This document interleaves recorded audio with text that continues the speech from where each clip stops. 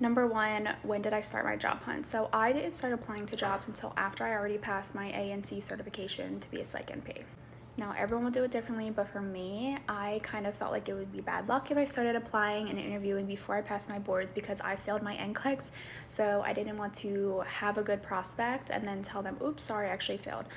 Again, I studied my ass off, I passed, but still for me, that's just what I did. Also, after you pass your boards, there's a lot of other things you have to do before you can get a job and actually start working.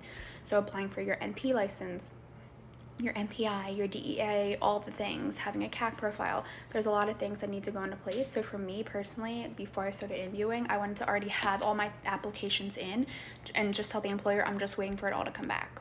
How I found my first job, I really think it was just Indeed or LinkedIn. What I did do before I passed my boards was I had a professional, like I had someone professionally write my resume CV because I wanted it to look really good and I knew my previous applications weren't the best.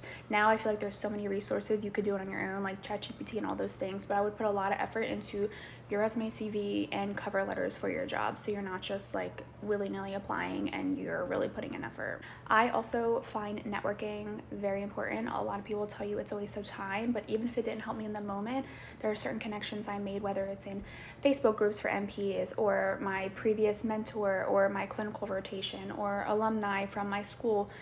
Start building connections now. Even if it doesn't help you with your first job, it may help you with your second, third, or a year from now. I think it's super important. Join a group, whatever. It's a nurse practitioner organization.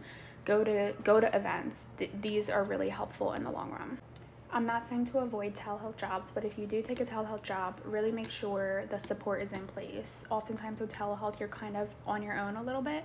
So as a new grad, it will be definitely hard to bounce ideas off of people, or if you have a complex case, so you need to know who's your support, who you go to for clinical cases or complex cases, what's the protocol for, safety things, knowing what's in place. Also, how many patients are you seeing a day? Are you expected to see an unrealistic number of patients per day? Again, my first job was in a prison, so it was definitely not the most support, and it was very intense, very high acuity. So everything after that kind of didn't feel easier, but I felt like I could handle everything after that. Not saying you need to be in a prison or inpatient, but those are things to consider. I would also look for a job that has like an appropriate onboarding, like how long is the training or the orientation or that onboarding period, and how quickly do they expect you to be like fully up and running. These are all things I would consider.